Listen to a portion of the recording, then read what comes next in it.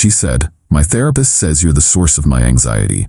I nodded and said, "I see." Then I packed my bags and left a note. "Problem solved. You're welcome." The panicked texts I got 24 hours later told a different story. I, 31 male, guess I should have seen this coming. Looking back, there were signs everywhere, but sometimes you're too close to see the pattern until someone draws you a map. Veronica and I had been together for 4 years, living together for 2. She started therapy about 8 months ago after a rough patch at her job. Her boss was legitimately terrible, and I encouraged her to talk to someone. Thought it would help her process the work stress and maybe develop some coping strategies. At first, therapy seemed great. She'd come home from sessions energized, talking about boundaries and self-care. I was genuinely happy for her. But around month 3, things shifted. Every session became about me somehow. "Dr. Whitlock says you exhibit controlling behavior because you asked about my spending. My therapist thinks it's concerning that you want to know where I'm going when I leave the house. We explored how your need for a clean kitchen is actually about power dynamics." I started feeling like I was living with a psychology textbook that had developed sentience and decided I was the case study. Every normal relationship thing became pathological. Asking if she wanted takeout for dinner? Controlling. Mentioning the dishes had been in the sink for 3 days? Power dynamics. Being concerned when she didn't come home until 4 a.m. without a text? Toxic masculinity. I tried talking to her about it, suggested couples therapy so I could understand better. She shot that down immediately. Dr. Whitlock says that's what controlling partners always suggest, to manipulate the narrative. The real kicker was that I started walking on eggshells in my own home. I'd think 3 times before asking anything, stopped mentioning household stuff altogether, just quietly did all the cleaning myself. Started spending more time at my buddy Theo's place just to breathe. Then came Tuesday. I'd worked a long shift. I managed logistics for a medical supply company, came home to find Veronica on the couch with her therapy journal, and what I can only describe as a prepared speech face. "Marcus, I need to share something important from today's session." I sat down, genuinely curious what insight Dr. Whitlock had provided this week. "We've been doing deep work on my anxiety, and we've identified the source." She paused for drama. "It's you. Dr. Whitlock says you're the primary source of my anxiety, and I need to consider what that means for my healing journey." I sat there for maybe 30 seconds, just processing. 4 years. 4 years of supporting her through career changes, family drama, her mother's passive-aggressive nonsense. 4 years of being told I was doing everything wrong while footing 70% of our bills because her passion career in holistic wellness coaching barely covered her car payment. "I see," I said. She looked surprised. Think she expected protests, maybe begging. Instead, I stood up, went to our bedroom, and started packing. "What are you doing?" She followed me, therapy journal still clutched like a shield. "Solving your problem," I said, folding shirts into my duffel. "If I'm the source of your anxiety, the solution seems pretty straightforward." "That's not. Dr. Whitlock says we need to work through this together. You can't just leave." "Actually, I can, and I am." I grabbed my laptop, chargers, important documents from the filing cabinet. "I'll get the rest of my stuff later. The apartment's in your name anyway, so that's convenient." The panic started creeping into her voice. "Marcus, this is exactly the kind of dramatic reaction Dr. Whitlock warned me about. You're proving her point." I zipped up the bag. Maybe. Or maybe I'm just tired of being someone's therapeutic punching bag. Either way, your anxiety source is removing himself from the equation. I left a note on the kitchen counter. "Problem solved. You're welcome. I'll stop by Saturday afternoon for the rest of my things. Please be out." Drove straight to Theo's place. He didn't ask questions, just handed me a beer and pointed to the spare room. "That's a real friend." The text started exactly 19 hours later. Update 1. Holy hell, you guys were right about the extinction burst thing. Though I guess this is more like a reality burst. So the text started Wednesday evening. "First few were angry. This is so immature. Dr. Whitlock was right about you. You can't just abandon me like this. This is emotional manipulation." Then around 10 p.m. the tone shifted. "Hey, can we talk? I may have miscommunicated what my therapist said. Please come home so we can discuss this. Marcus, this is really unfair to just leave without talking." Thursday morning, 6 a.m., my phone starts blowing up. 15 missed calls. The texts got more urgent. The electricity bill is due and I don't know the password. Where did you put the router? The internet is down. I can't find the insurance cards. Marcus, please. Here's the thing. I handled all our household admin because she found it overwhelming. Passwords, bills, insurance, everything. I tried to show her multiple times, even made a spreadsheet, but she'd wave it off. You're so much better at that stuff. Then came the kicker text around noon Thursday. How am I supposed to afford this place on my own? Rent is due next week. I almost responded to that one. Almost. But then I remembered 3 months ago when I suggested we get a cheaper place since I was carrying most of the financial load. Her response? Dr. Whitlock says financial anxiety is often about control issues. Maybe you should explore why you're threatened by our lifestyle. Our lifestyle. That I was paying for. The next series of texts was about her car. My check engine light is on. The registration sticker expired. Why didn't you renew it? I don't know where to get an oil change. Lady, you're 29 years old. Figure it out. Then the social media posts started. Nothing directly about me, just vague stuff about going through a challenging time, and when people show you who they are, believe them. And my personal favorite, surrounding myself with healing energy as I navigate this abandonment. Abandonment. I literally solved the problem she presented to me. Theo showed me her Instagram story where she's at some expensive smoothie place with her friend Janelle, caption reading, "Self-care isn't selfish." The same woman who was just texting me about not affording rent. But Friday was when it got really interesting. Her mom started calling, Patricia. I didn't answer, but she left voicemails. Apparently, Veronica called her crying about how I'd suddenly walked out with no warning and left her destitute. Patricia's voicemail. Marcus, I don't know what's gotten into you, but this is not how adults handle problems. Veronica is devastated. She's had to borrow money from me for groceries. Call her immediately. Groceries, right? Veronica had a fully stocked fridge when I left, plus the $400 of emergency cash she always kept in her jewelry box. But sure, she needed mommy's money for groceries 2 days later. Saturday came. I texted her that morning. I'll be there at 2 p.m. for my things. Please be out as agreed. Her response? I'll be here. We need to talk. I showed up with Theo in his truck. Veronica was there, full makeup, wearing the dress I'd told her looked nice on our anniversary. She'd lit candles. Candles. Marcus, please, let's just talk about this. I think there's been a huge misunderstanding. No misunderstanding, I said, starting to pack my books. You were clear. I'm the source of your anxiety. I'm removing myself. This is what you wanted. That's not what I meant, Dr. Whitlock says. I don't care what Dr. Whitlock says anymore, Ronnie. I'm done being the villain in your therapy narrative. She followed me around the apartment as I packed, alternating between tears and anger. You can't just leave me like this. What about the bills? What about my anxiety? Your anxiety is your responsibility. As for the bills, they're all in your name, your apartment, your bills. But you know I can't afford this place alone. But then maybe you should have thought about that before deciding I was the source of all your problems. The mask slipped then. The tears stopped like someone turned off a faucet. You're really going to be this petty? Over one comment? One comment? Ronnie, I've been your therapeutic punching bag for 5 months. Every week, you come home with a new dysfunction Dr. Whitlock has diagnosed me with. I'm done. This is financial abuse, she screamed. You got me used to a certain lifestyle and now you're yanking it away. Theo snorted from where he was wrapping my gaming console. She whirled on him. This is none of your business. Just here to help move boxes, he said, but I caught his eye roll. As we were leaving with the last load, she grabbed my arm. Please, I'll tell Dr. Whitlock she was wrong. I'll switch therapists, whatever you want. What I want is to not be someone's anxiety source. Mission accomplished. We drove away with her standing in the doorway, no longer crying, just staring with this calculating look I'd never seen before. Or maybe I had and just ignored it. That was 6 hours ago. The texts have already started again, this time with a new angle. Update 2.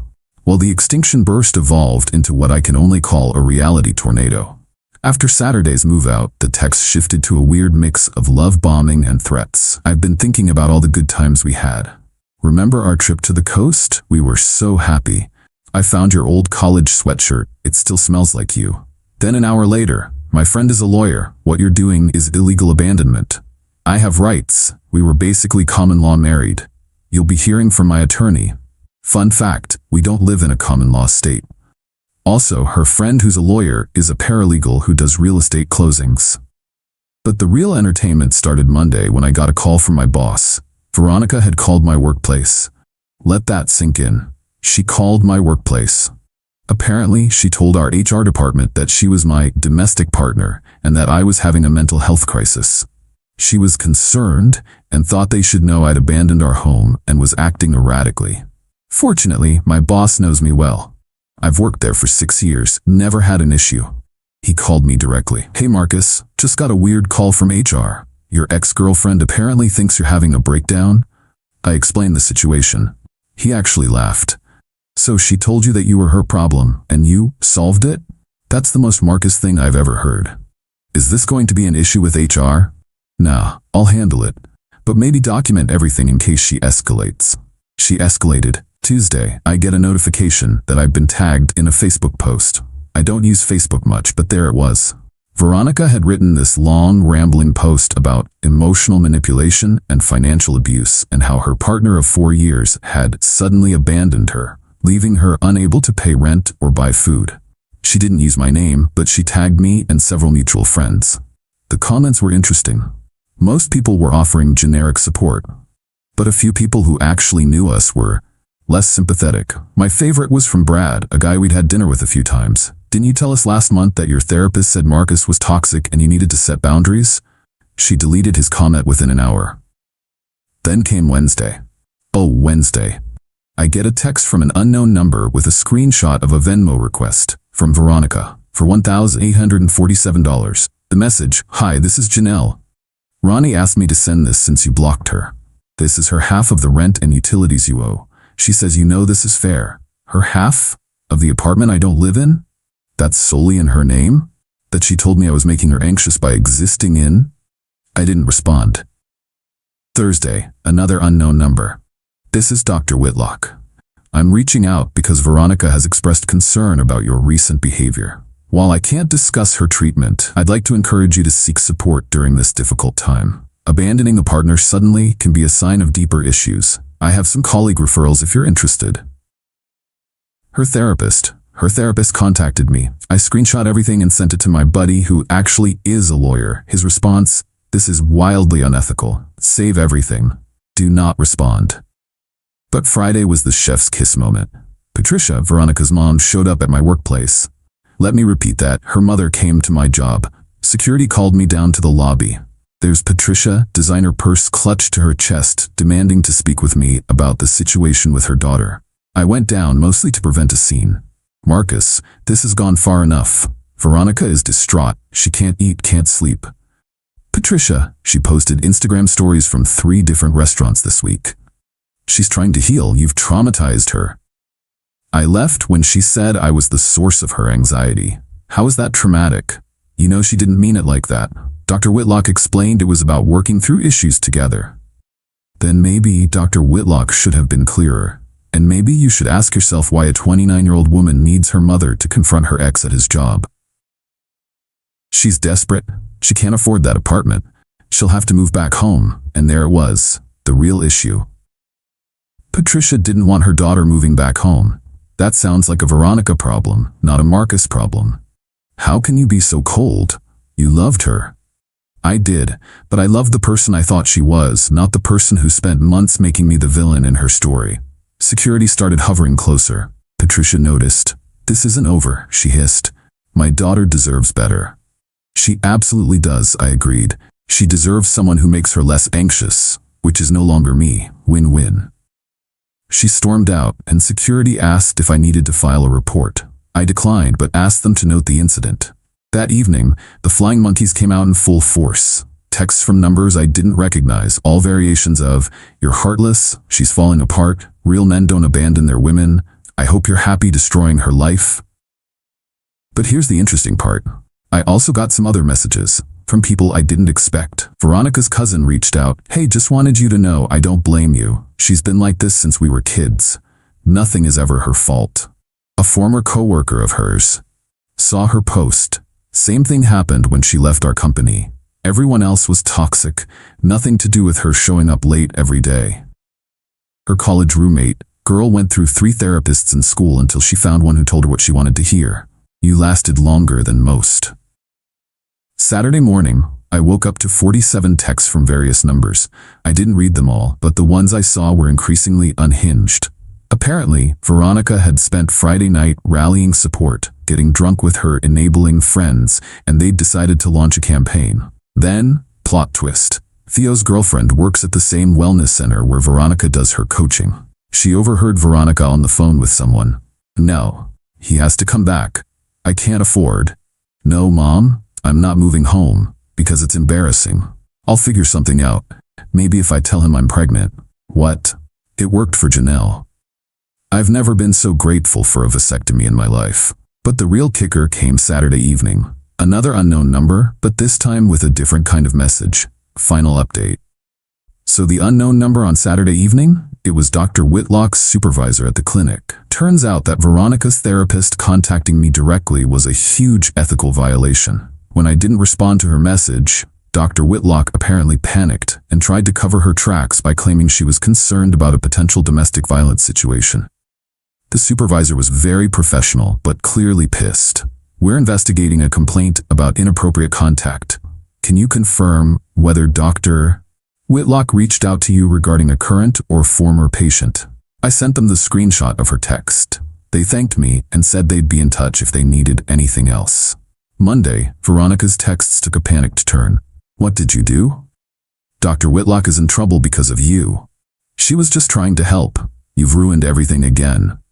Ah, yes, me screenshotting an unethical text is definitely the problem here, not the therapist who sent it. Then came the email from Patricia. Subject line, financial arrangement proposal. She actually itemized what they felt I owed Veronica. 3 months rent to give her time to adjust, $5,700. Emotional distress compensation, $3,000. Therapy costs since she'd need to find a new therapist, $2,000. Lifestyle adjustment support, $5,000.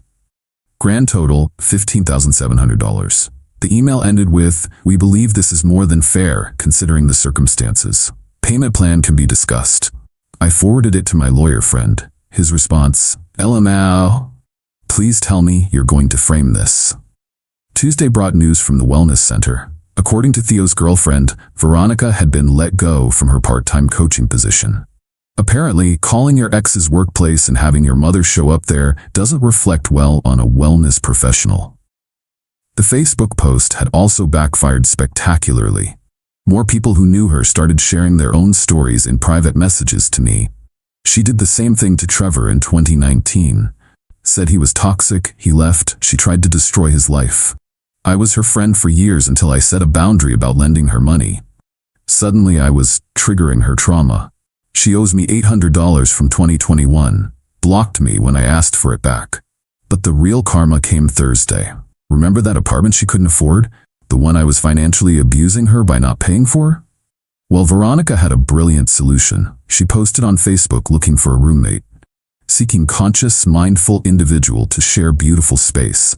Must respect healing journey and therapeutic process. No toxic energy. She found someone.